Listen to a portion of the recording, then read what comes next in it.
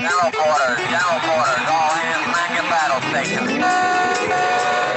Broadcasting live on WNN 1470 AM, 95.3 FM, iHeartRadio, and the World Wide Web. This is Make America Think Again with your Google Blacklisted host, Tom Trento. Danger, Will Robinson. Danger. No, Will Robinson. Danger.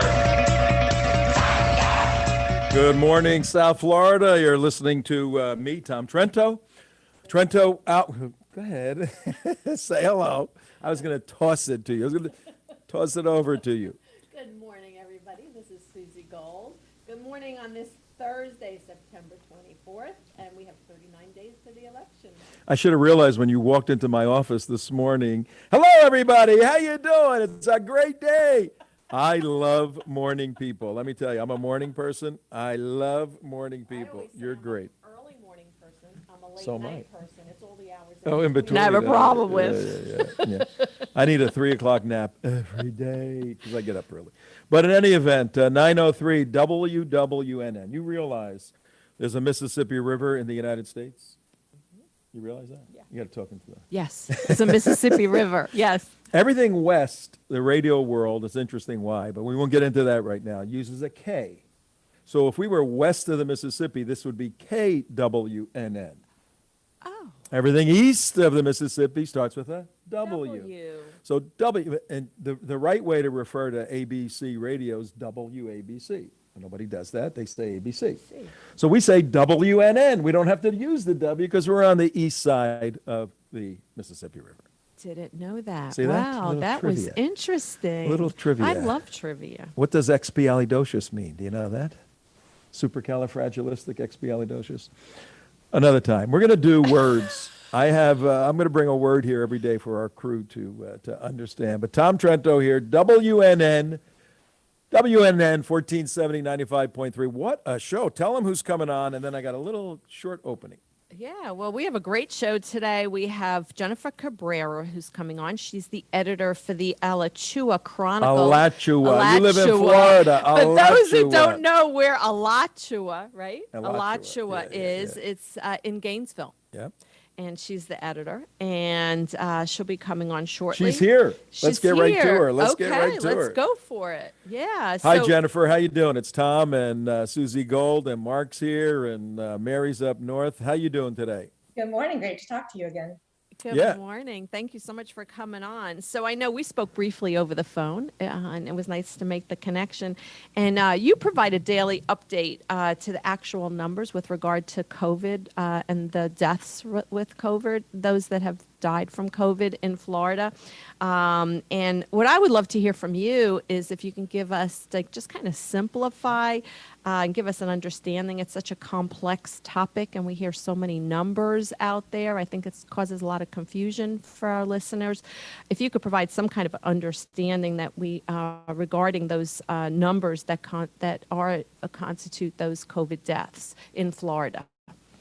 Sure, because what happens is we don't, there's no overnight reporting of deaths. You might get a couple, but in general, what you're getting is it takes a while for death reports to work their way through the system. Somebody dies at hospice, for example, and they fill out a death certificate, and then it goes to the medical examiner, and then they investigate it, and then it goes to the Department of Health. I'm not totally clear on all the steps, but I just know it takes a while. On top of that, we have this thing called death certificate matching, where they go back through people who have died and match them to the list of people with COVID positive tests. And if you have a positive test within 30 days of your death, that's what my county health director says. I haven't heard that officially from anyone else, but let's say it's 30 days. Then you become a COVID death. So what we're getting is, so for example, yesterday we had this big dump of 202 deaths, when in fact, Florida has been past the peak. The peak of deaths for Florida was between like July 20th and August 5th. So at this point, we're 6 weeks past the peak, but we're still getting these huge dumps of 202 deaths a day. And by the way, the peak right now is 212. So that would be saying that today or yesterday was the worst day of deaths, when in fact, that's not at all true. Jennifer, Yeah. hang on one second, because this is where I'm confused, and I know our audience is. That number 202, that's reported by all the media people as today in Florida, 202 people died. That's not true, correct? Not true. Those deaths, Florida actually posts deaths by day. I track that from day to day to see changes. There were changes on 64 different days. So what you end up with is, one on this day, two on that day, three on that day, one on this other day. And so the deaths from yesterday went back to May 21st. Wow. 64 4 months. different 4 months. days. Yes. So all they have to say is 202 people died over the past 4 months, and it was reported today. Why doesn't the media say that? They like the big numbers. I mean, in their defense, the state puts out a press release every day and they say, we identified 202 new deaths yesterday or today, whatever. So, and the media just runs with 202 new deaths without clarifying. Most of them I don't even think understand that it's over all these different dates. But, for example, yesterday, 16 of them were from July, 104 were from August. So they weren't even from this month, much less from yesterday. And they're being used to drive fear that there's some new outbreak or that things are still out of control in Florida, when in fact, we are way on the downside of this. So here we are really the government or state is making decisions based on old numbers. Yes and no. They're using it, I think, to drive public perception to support all of their measures. I hope local officials know, I know that Governor DeSantis knows that these are not new deaths. All right, look, Tom Trento, Susie Gold here, 9:09 in the morning, Jennifer Cabrera. She's the editor of the Alachua. Alachua. Reporter, right? Alachua Chronicle, yes. Yeah, and she got involved. She's a scientist, basically. And how'd you get involved in doing numbers of COVID deaths in Florida? We're not downplaying the fact that this is a real virus. We're examining and analyzing the science behind the reporting of the numbers. Go ahead. I'm not a scientist. I am an engineer. Engineer. So I got involved because I've been tracking the data from day one on my own spreadsheets and looking at changes from day to day and looking when things don't make sense. And somewhere in there, I realized that there's no way they can report deaths overnight. And then somebody helped me find the link, which is very hidden, but it's on every one of my tweets, to the Florida deaths by day. And then I started tracking that from day to day. And I think I do that. And the FAU dashboard has a similar graph. Actually, after I started doing it, I sent it to my county health director, who sent it up to Department of Health. And they now, in their state report every day, do what I do. Wow. Now, they only go back 30 days, but it still gives you an idea. It's right there. People say I'm lying. It's right there in the state report that it's spread over all these days. I'm speechless. Susie Gold is speechless. That's, Now, do you take it a step further and look demographically at who is actually dying? Every day, yes. And most days, the median age, meaning roughly half are over and half are under, is right around 79, 80. One day there were 100 something deaths. It was over 100. And the median age, half over, half under, 93. 93. 93. So these are primarily old people dying. And while that's tragic, they are dying at the end of their lives. Most of them are they were dying anyway. It's just maybe this was the last straw.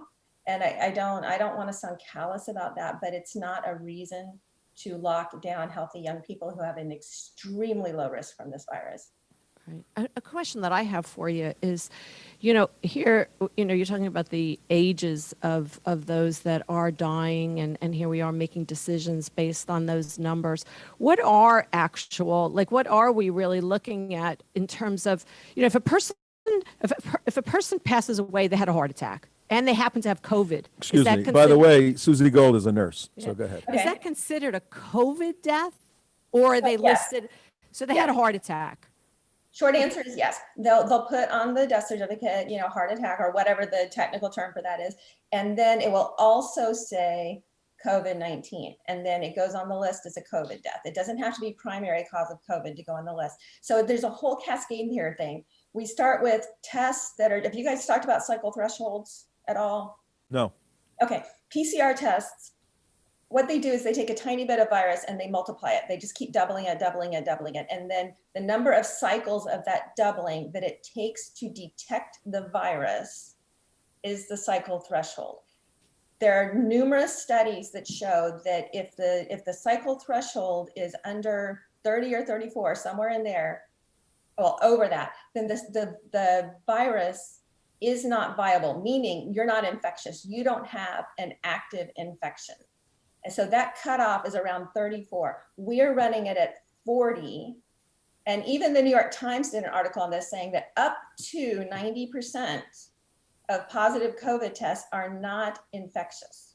Wow. Don't have an active, could be an old infection. You can catch virus for up to 12 weeks. Could be you already had it. Could be you already had it mildly and didn't know it. Could be you just have some of the virus in your throat because you're fighting it off or because you've been exposed, but you don't have it. So what we've got a cascade of things. We have overly sensitive tests that then are used to quarantine people. And right now they're being used to quarantine college students. And that's just, it's horrific what's going on at college campuses right now. But anyway, then if you have a positive test and you get hospitalized for any reason, pregnancy, heart attack, stroke, cancer, anything, you're a COVID hospitalization. And if you die, you're a COVID death. And so that's why we're never going to get out of this as long as we're running PCR tests at a cycle threshold of 40, because we're going to keep picking up inactive infections and we're going to keep calling them hospitalizations and we're going to keep calling them deaths. Wow. And is there a specific route of testing that is more reliable? I know that there's a lot of false negatives, false positives, inaccurate results, but is that specific for the sputum test, for the nasal test, or I know there's a blood test. There's the 10-minute results. There's the results that take a day.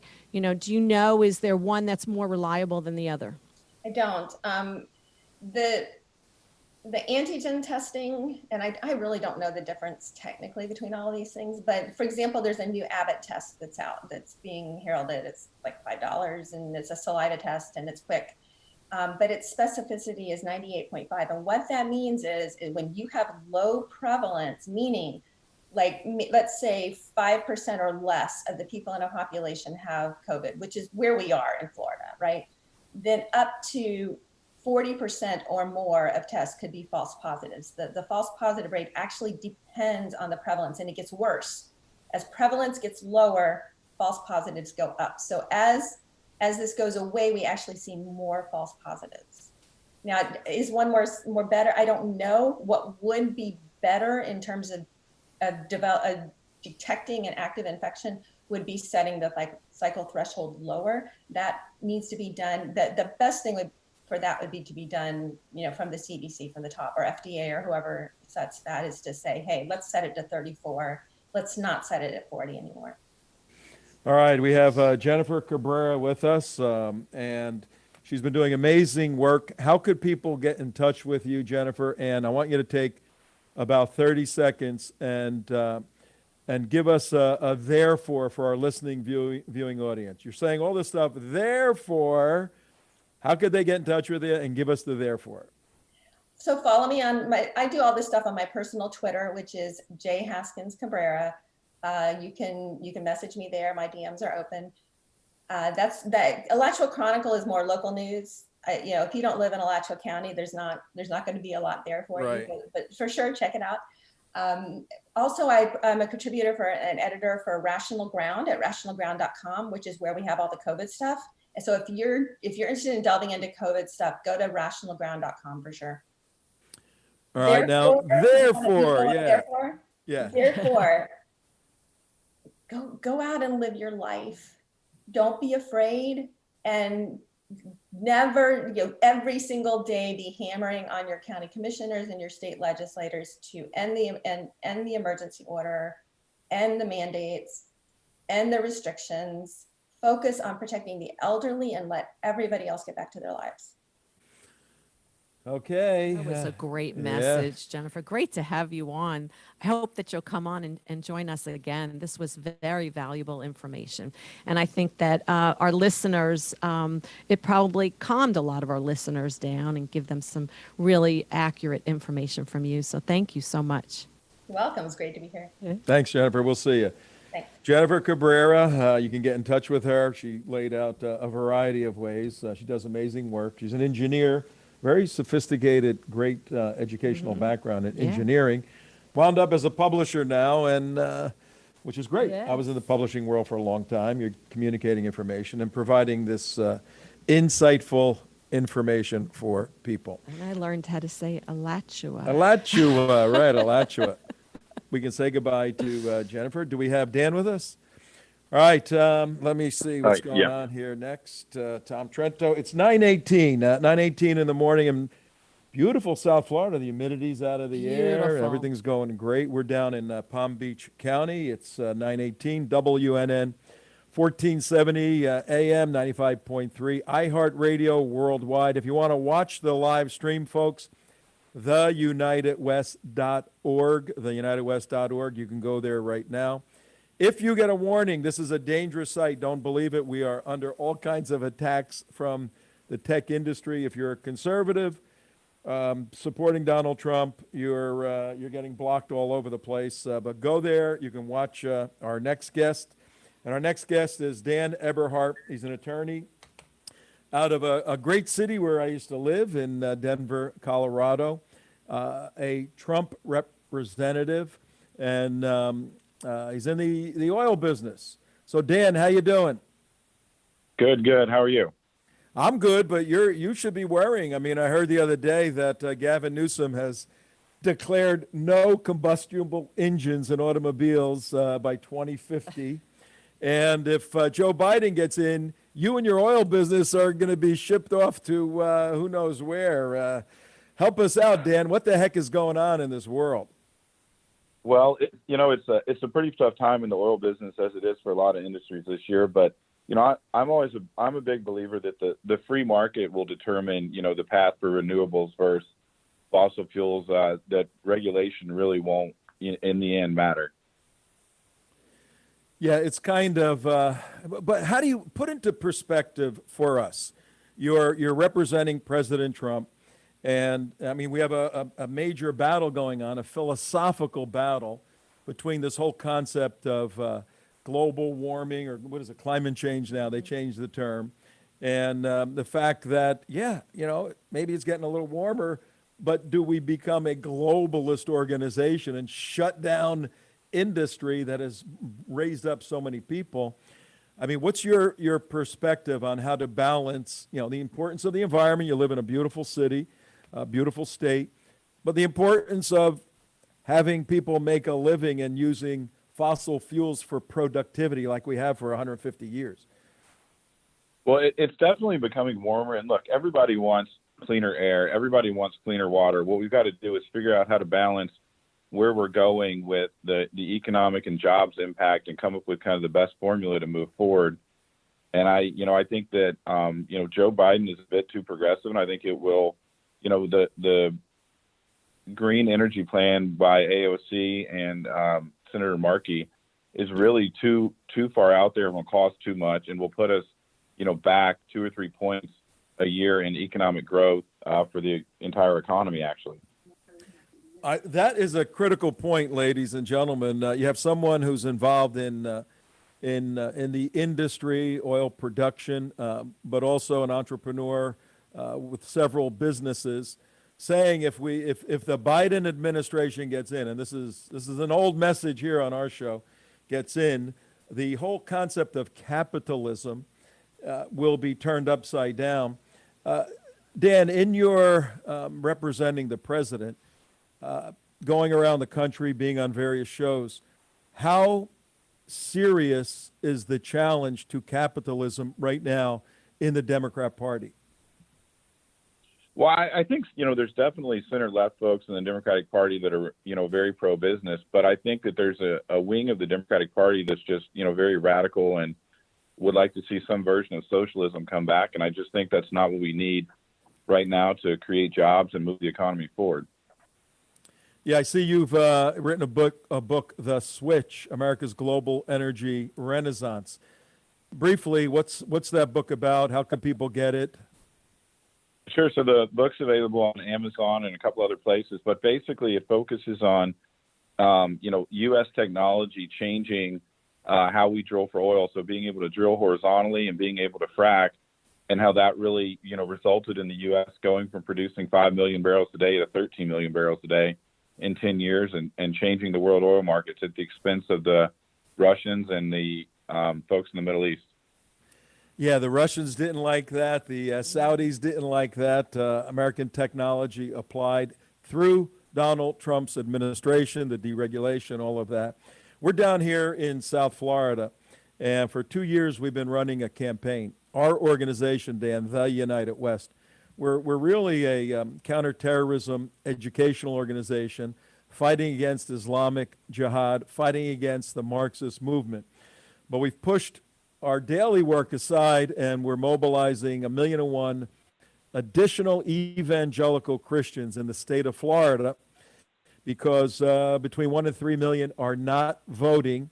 And in 2016, the president won out of 9.5 million votes. President won by 112,000.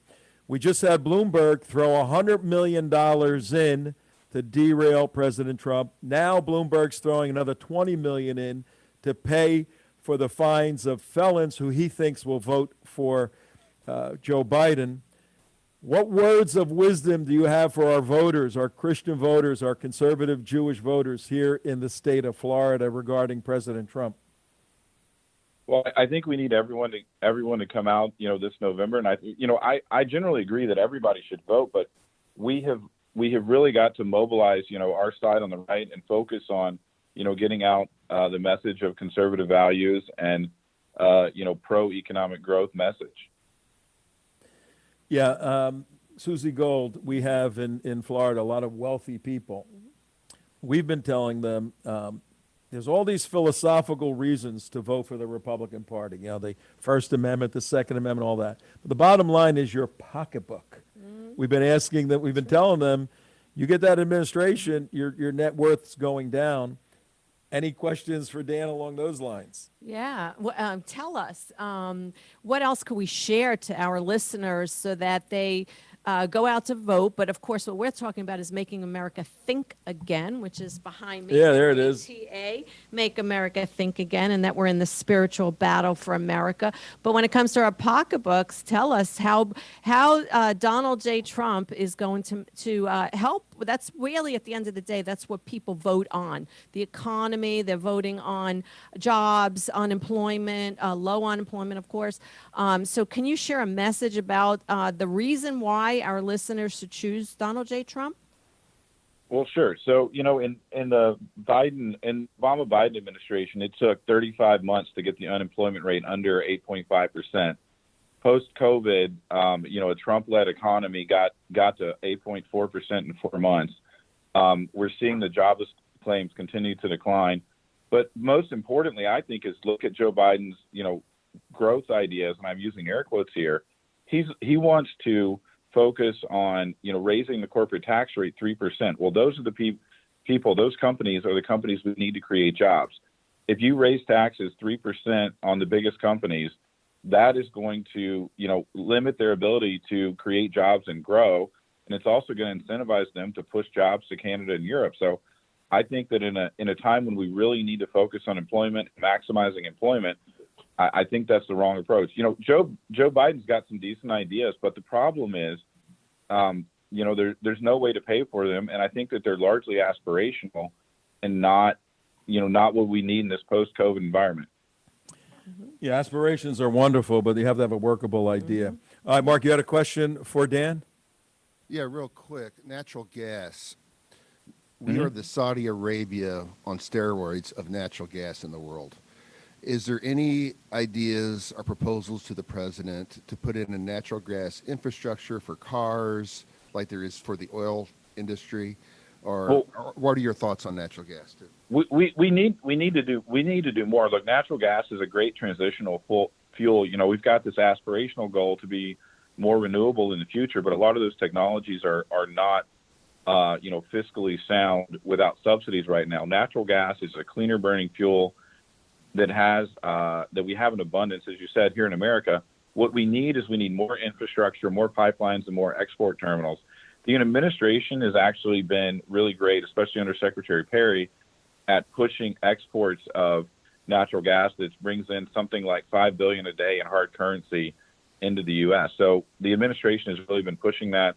And the FERC permits that took 5 to 7 years under the Obama administration are being issued by the Trump administration in about 20 months. So I think that's a lot of progress. Wow. And just a quick follow-up. I was more specifically directing it at for cars and automobiles, because that's where the big need is. Is there infrastructure plan for cars and automobiles on natural gas?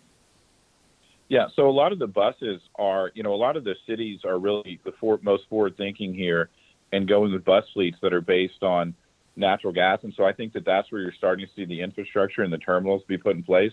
But, I think in a lot of ways, natural gas vehicles make, more sense than electric vehicles and could be a great transition tool for us for a generation that, are cleaner burning, but still economically efficient and productive. All right, Mark, you got good natural gas questions, and I have lived and traveled with Mark for about 10 years. He's a producer of natural gas. He's a self-directed producer, particularly after we have a big rib dinner and beans. But in all seriousness, natural gas is our untapped resources that we are not using. We really are not using that. I could tell you some fraternity stuff about natural gas that I think I'll stay away from right now. It works. Let me tell you, it works. That you've seen. Dan, but we got to let you go. But I was in Denver. I lived there in the 80s and went to Denver Seminary in the Cherry Hill section, and just a beautiful place. Okay. Denver's changed a bit, but how you like in Denver? It's good. I've been doing some traveling lately, but Denver's an awesome city. Good. Yeah. I hope it goes back to being a red state. It used to be solidly red when I was there. I left and the whole thing went down the tubes. Who knows? All right, Dan Eberhard, thank you very much. We appreciate it. Keep up your great work representing the president. If we can ever help you here, get in touch with us. We're involved quite a bit in South Florida. And folks, go to Amazon. And what about his book, Susie Gold? Yeah, The Switch, it's called, America's Global Energy Renaissance. So it came out in November of 2017, and you can go right on Amazon, and with a click, you can have that book delivered to your home within a short period of time. All right, thanks, Dan. We'll catch up with you another time. Thank you, Dan. All right, thank you. Bye. Bye-bye now. Dan Eberhard, he's a surrogate with the president.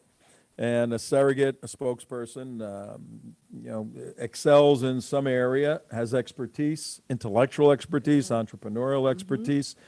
And the president puts a team together of competent people. And he's a very balanced guy, saying we've got to. You live in Colorado, you want to keep that, and Florida, two wonderful, pristine states. You got to have clean air and clean water. I mean. That's right. All right, what else we got going on here today? So our next guest, Susie Gold does the scheduling. I don't even know what we're doing until she gives me this thing here. But you know what, Tom? You're so quick on your feet, and you just have there's a wealth of knowledge sitting right next to me. I learned so much from you, and our guests have just been phenomenal. And I don't know if our next guest is not on quite yet, but well, I got a lot to say if he's not on right now. Yeah, I think Tom will take it from here. So give me an introduction. Like, here's Johnny. Here's Tom Trento. If somebody can reach out for our guest, because he is key. He's probably busy, very, very busy guy. But we want to bring him on. But before that, so much has happened overnight. In Louisville, Kentucky, 9:32 in the morning. Tom Trento, Susie Gold, Jay, Mark running the boards and buttons and everything else, and Mary up north zooming. Zoomadoom Mary. Zoomadoom. The way this works, folks, I'm queuing you up for a little appeal for donations, Yeah. okay? The way this works is we have a volunteer up north putting our Zoom platform together and bringing the guests in.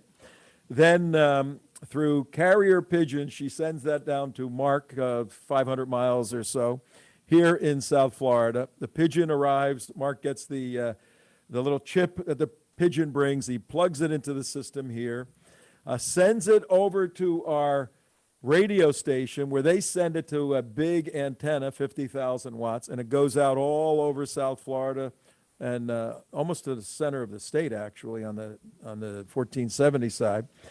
And we get the picture here, and we talk, and everything happens. All volunteers, amazing. We own our own equipment, but what do we need to keep the show going? Oh, by the way, I wish we had a pigeon. Yeah, I know, the pigeon, We can't afford a the pigeon. pigeon would be a little more stable. So like Tom said, we are all volunteers here, and because we believe in the cause. We believe in really it's about saving America, and this election is, they always say every election is the most important Yeah, I know, election. yeah. Well, I'm here to tell you this is the most important election because this is really an election of good versus evil, right versus wrong, freedom versus socialism, where the government will control us. And there are a lot of those out there that really don't realize the importance of this election. And they say, you know what, it was the same time and same thing, when Hitler got elected. You know what, in a few years we'll elect him out. And, I can really make that analogy because this is that's how important this election is. And so what are we doing here is we are trying to educate the 5 million households that are on the airwaves right now, and then actually even beyond that because we are on iHeartRadio, which is international.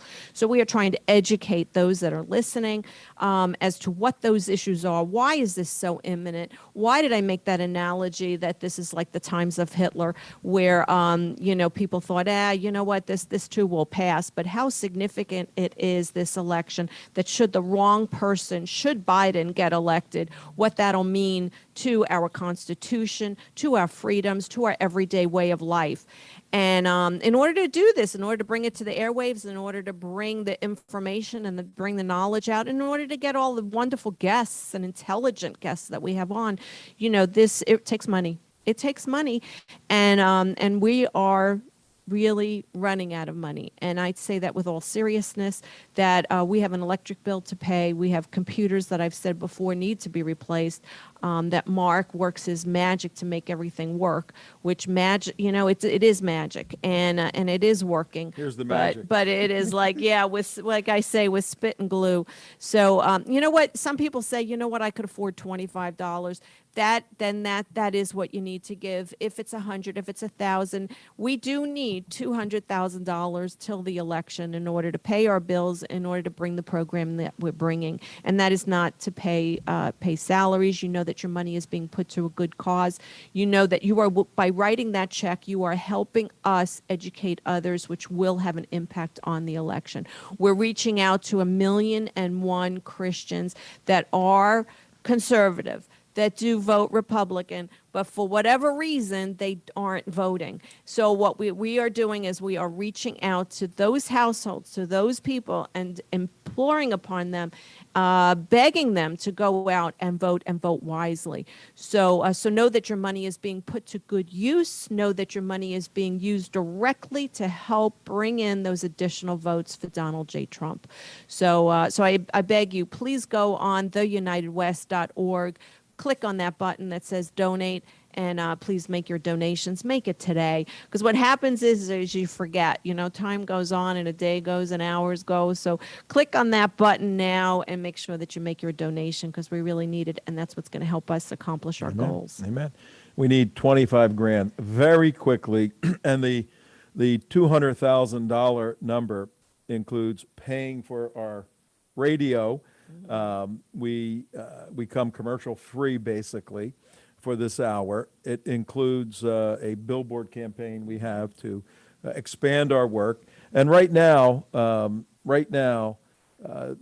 Florida has become, it has been, and it's becoming more so, the central battleground state in the country. When Michael Bloomberg tried to buy his way into the Democrat presidency, bought his way into the debate, now trying to buy the election by throwing tons of money against Donald Trump, and now paying for the felons, something's going on in Florida. We have the winning formula. We have the magic sauce. It's very simple. Evangelical Christians, that means Bible-believing Christians, good people. They have bad reasons for not voting, and we've addressed all those, and we're mobilizing them. The First Amendment, Second Amendment, Third Amendment, for all the amendments are valid reasons why Christians ought to vote. And the cultural consideration, if you live in a republic where you elect people to represent you, we don't live in a democracy where the majority vote goes to get a person in directly. We elect representatives who represent us in government. Therefore, we participate, every citizen, we participate in the construction of the civility of our society. And right now you see we are strained on the issue of civility, the concept of law and order. It is the Republican side of the agenda, the Judeo-Christian side of the agenda, that focuses on the necessity of law and order for stability in a culture so that progress can be made. Go see if there's progress being made in Louisville or in Portland or all these cities that are exploding run by Democrats. There's a quid pro quo there. You got Democrat leadership, you're going to have a mess going forward. Our secret sauce is mobilizing at least 1,000,001 additional evangelicals to win here and maintain the republic. And we can do it at a cost per vote way less than Bloomberg is throwing in to get felons. His $20 million that's going to pay for felons. The criterion is they've identified felons that have fees of $1,500 or less, and he's going to pay off those fees. There's 31,000 who have already registered. So we have 31,000 felons who have already registered. Now, Tom, don't you want felons to vote? Joe Biden believes that, Bloomberg believes that these people are going to vote, he said, going to vote for Biden. He's throwing the money in. His 20 million will cover about 20,000 of them. DeSantis only won by 31,000. So it's critical to mobilize 1,000,001 additional evangelicals to save the republic. And I think our next guest is with us. Am I correct? Yes, Tom, please accept my apologies. I have an open door policy with all my staff, and they violate it constantly. So happy you could join us. Please forgive me. That darn open door policy, it'll get you every time. Fire intel. Dr. Frank Wright, great to have you here. This is Susie Gold with Good me. morning. Hi, Susie. Thank you, Tom. And I got Mark in the control room, Mary up north. Henry Patino, our brother, is listening, I'm sure. Frank, you are the president of D. James Kennedy Ministries, a whole bunch of other things you run. But I first got involved with D. James Kennedy and his cultural renaissance information back in the early 80s, Yes. living in Colorado, coming out for conferences. He was on the cutting edge. Tell us a little bit about D. James Kennedy Ministries. And I want to address Christians voting. So many are not voting for so many bad reasons. Let's hit it, Frank. We got to get these Christians out in Florida. Well, Tom, if there was a distinctive of Dr. Kennedy's approach to ministry, it was that we are to engage the scripture and to engage the culture with the scripture, but not just that, with what the Apostle Paul called the full counsel of God. And Dr. Kennedy used to say that Jesus created his church like a great train to run on two parallel rails, both of them pointed at the kingdom of God. The first rail, of course, is the Great Commission. Go ye into all the world, make disciples of all nations, baptizing them in the name of the Father, Son, and Holy Spirit. Be my witnesses in Jerusalem, Judea, and Samaria. Preach the gospel to every creature. But the second rail, the one most neglected in our day, was given in Genesis chapter 1, where God said, be fruitful and multiply and have dominion over the earth, and bring all things, by extension, by New Testament extension, bring all things into captivity for Christ. And so we are to engage the culture with the gospel, but also with what the Apostle Paul called the mind of Christ. We're to recognize that the sovereignty of God extends to all aspects of culture, and we are to bring a Christian influence to every aspect of culture, to medicine, to law, to education, to business, to community service, and certainly to government and politics. And Dr. Kennedy would have said, at a bare minimum, when Jesus taught about the need for us to render unto Caesar the things that are Caesar and render unto God the things that are God, that includes in our political system an obligation to vote. Dr. Kennedy went so far as to say to not vote in our system of government as a Christian is a grievous sin before God. All right. Well, my background. I went to Moody and then Denver Seminary, and been a Christian activist all my life. Back in 16 and 18, we identified 2 or 3 reasons why Christians aren't listening to your recommendation and your exegetical understanding of Christian obligation, and we heard that, and we'll hit them one at a time. We heard my vote doesn't count, and it doesn't matter. Jesus is coming back soon. That the world is going to hell. A sort of a fatalistic view. It doesn't matter. I'm done with all of this. Well, as I remember right, Jesus didn't say, render unto Caesar the things that are Caesar's when it really matters. He says you have an obligation to render to the government the things that the government requires of us under God's authority, of course. And Romans chapter 13 spells all that out. And listen, Tom, Susie, we live in this unique system of government. It was unique and unheard of in the history of the world, where we get to choose our own rulers. So listen, choose your rulers and choose godly men and women who will apply the scriptures to the high and holy calling of ministerial office. In European countries, the political offices are called minister. Prime minister, minister of education, minister of the home secretary, and so on. And so we get to choose our own rulers.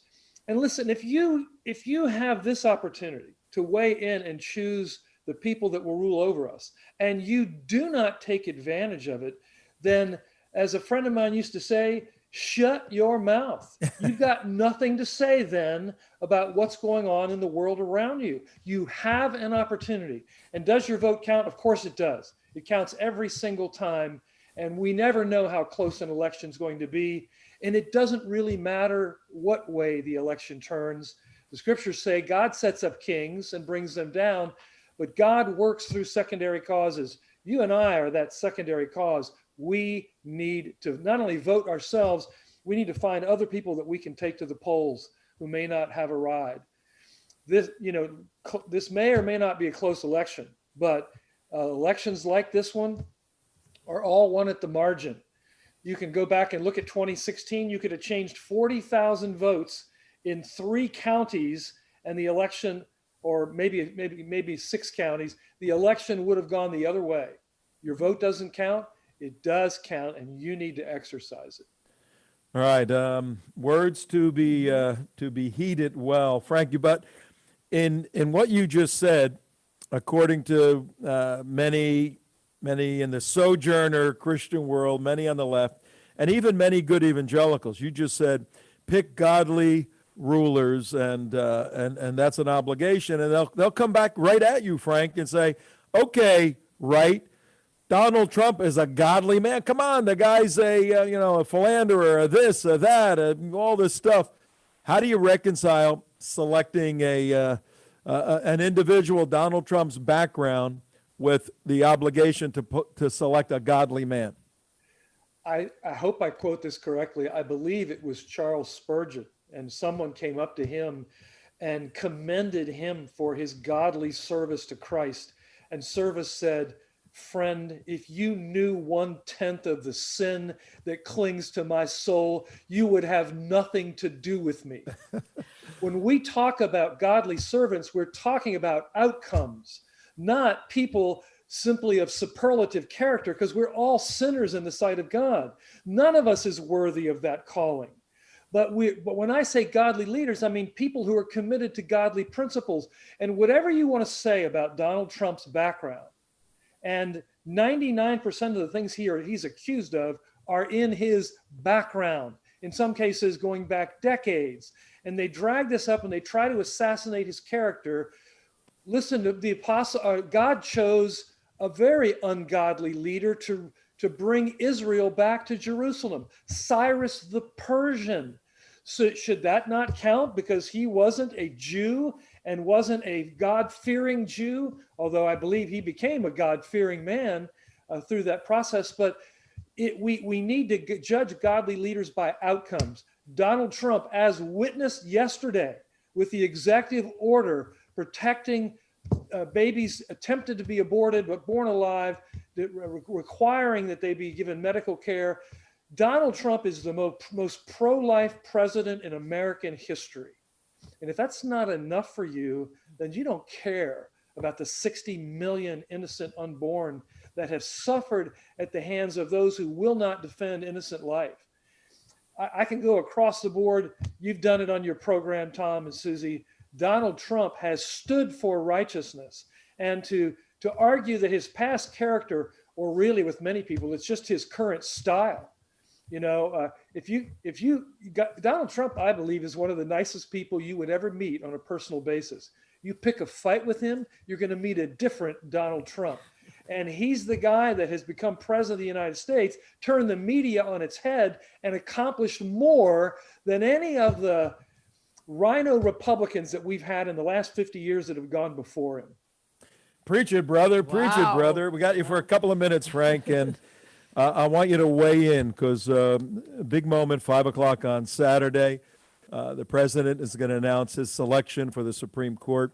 Back in 2016, we mobilized many thousands of Christians on the fact that there were going to be at least one, maybe two seats open. This is a historic, a definitive, a watershed seat. Weigh in on that in light of mobilizing the sleepy Christians to get out on November 3rd.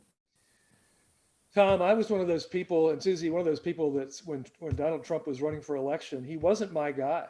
He won me over. He wasn't my guy. I voted for Ted Cruz in the Florida primary. Of course, I voted for Donald Trump in the general election.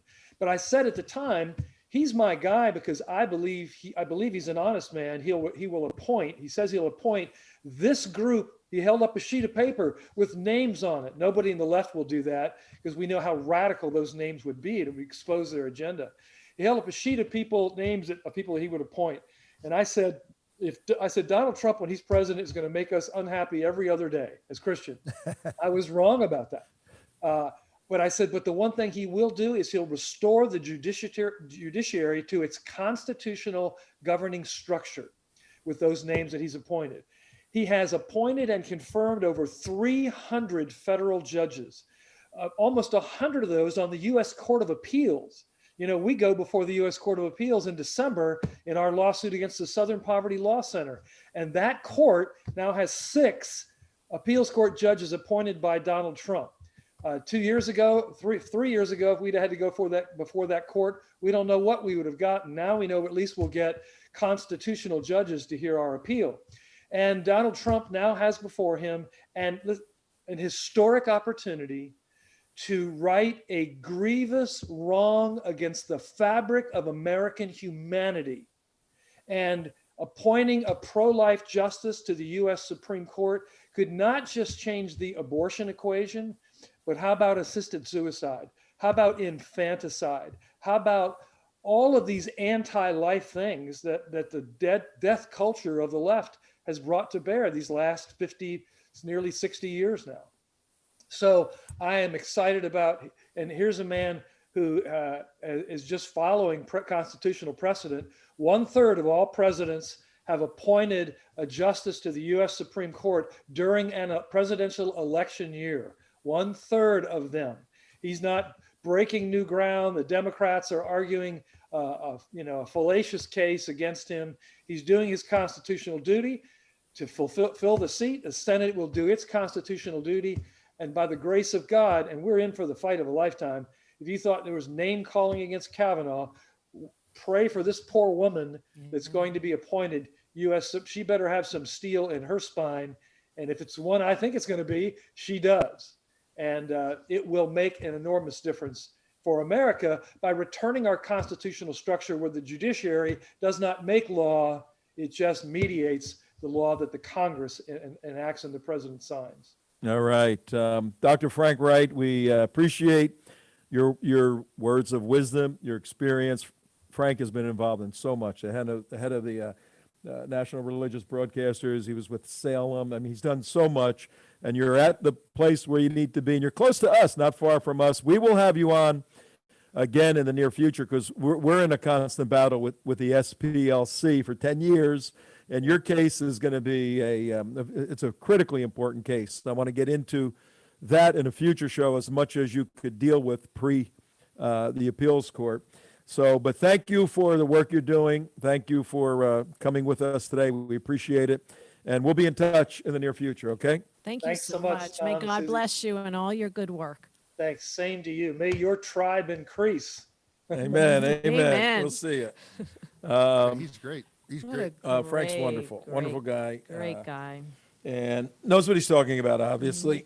And yeah, he was a Ted Cruz guy. You know, he's a Ted Cruz So guy, was and I. he got won over. We gotta wake these Christians up, and it's that kind of stuff. And like that he wakes them up. said, you know, he wasn't a fan, but he has seen all the good that Trump has done, you know, and whatever he did in the past, nobody's perfect. No one's infallible. Nobody, you know, we're human beings, but he has seen all the good that Donald J. Trump has done for our country and what he's done in most recent years and what he's done during this presidency. You can't deny it. Now, his quotation of Charles Spurgeon, English philosopher, theologian, writer. You're such a godly man. If you knew what my heart was and my soul was, you wouldn't say that. That's very relevant. The New Testament has teachings that say, you know, take the log out of your own eye before you come after me. You got problems. Deal with that. We all have problems. The president has had a speckled past, a checkered past, but I mean, he said he would do something. He's doing it. That's why the left is so mad at him, because he's doing what he said what he would do, and they hate what he's doing. He's brought light to darkness, and people rebel when that light comes. All right, what do we got tomorrow, Susie? We got to check out here soon. These hours go too fast. We need 2 hours or 3 hours. I know. Oh my Who gosh, knows? it We goes raise so some money, we'll quickly. increase the Yeah, time. we need to raise some money. you I do know another hour? everybody's going to Can be you do another clicking. hour? We could do another. We'll do whatever All we right. need to do for All our right. cause. Okay. And you asked me who's going to be on tomorrow. Yeah, what are we doing tomorrow? What are we doing? Come on, you're in tomorrow? charge of all this I don't stuff. have that paper. Let me see if I have it. Tomorrow's Friday?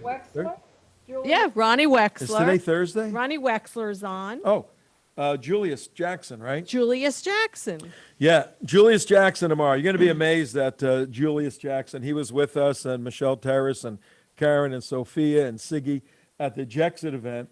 He's an African-American guy who was chased by the KKK in the 70s, 60s in St. Augustine, protected by Jewish people, developed a love for Jewish people, marched with Dr. Martin Luther King, and now has a word for, he's a conservative African-American guy. You're going to be amazed at this fellow. He's just a wonderful, wonderful man. He'll be with us tomorrow.